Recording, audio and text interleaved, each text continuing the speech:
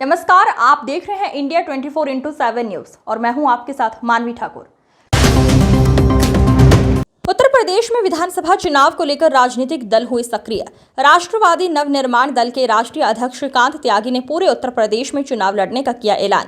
Sector 62 में सभी जिला अध्यक्षों के साथ की श्रीकांत त्यागी ने समीक्षा बैठक। बीजेपी छोड़ अपने राजनीतिक दल का श्रीकांत त्यागी ने कुछ दिन पहले किया था गठन। बीजेपी पर साधा निशाना, कहा उत्तर प्रदेश की जनता बुरी तरह है परेशान। उत्तर प्रदेश में ब्राह्मणों को मारा जा रहा है, उनको किया जा रहा है अपमानित। केवल सीएम योगी एक जाति के लोगों को देते हैं तवज्जो। हमने पहले बीजेपी को खतौली में हरवा दिया था, अब की बार पूरे उत्तर प्रदेश से सुपड़ा साफ कर देंगे। कहा पहले योगी का बुलडोजर मस्जिद पर चला, फिर मंदिर पर, अब ब्राह्मणों पर चल रहा है। अखिलेश यादव के पीडीए को लेकर साधा निशाना, कहा पी से पंडित होता है ब्राह्मण नहीं। ब्राह्मण भूमिहार त्यागी को साधने की श्रीकांत त्यागी की चुनाव से पहले कोशिश। बीजेपी के लिए टेंशन बन सकते हैं श्रीकांत त्यागी। नोएडा के सेक्टर 62 में राष्ट्रवादी नवनिर्माण दल के राष्ट्रीय अध्यक्ष श्रीकांत त्यागी ने की प्रेस कॉन्फ्रेंस।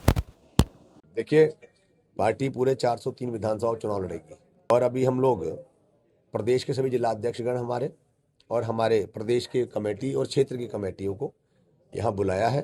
जनपद कार्यकर्ता सम्मेलनों की रूपरेखा तैयार हमने कर दी है।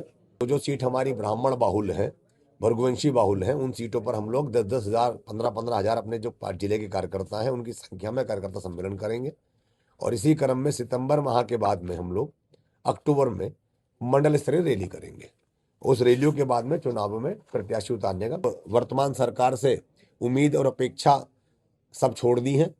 जिस तरीके से पूरे प्रदेश में इस समय त्राहिमाम मचा हुआ है, नौजवानों पर लाठियां भाजी जा रही हैं।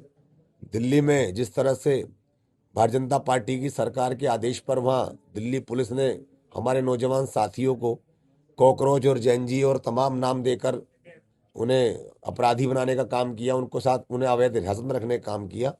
शहर में तो इनका सुपड़ा साफ हो ही गया है। ग्रामीण क्षेत्र में, ग्रामीण अंचल में जो ब्राह्मणों पर अत्याचार प्रदेश में हो रहे, पूरे देश में हो रहे हैं, चाहे वो अभी हमारे तिवारी जी की तलवार से काटकर हत्या का प्रकरण हो गोरखपुर के अंदर, गंज के अंदर कुलदीप पांडे जो किसान यूनियन के संस्थापक हैं, उनको रासुका लगाकर जेल में डाल दिया गया है। क्यों?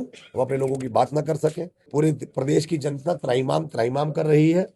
सबसे पहले ये बुलडोजर मस्जिदों पर चला, उसके बाद ये बुलडोजर मंदिरों की तरफ घूम गया। गाजियाबाद के सिहानी के अंदर परशुराम जी का मंदिर तोड़ा, हम लोगों ने उसके अंदर लड़ाई लड़ने का काम किया, तब जाके मंदिर की पुनर्स्थापना हम लोग कराए।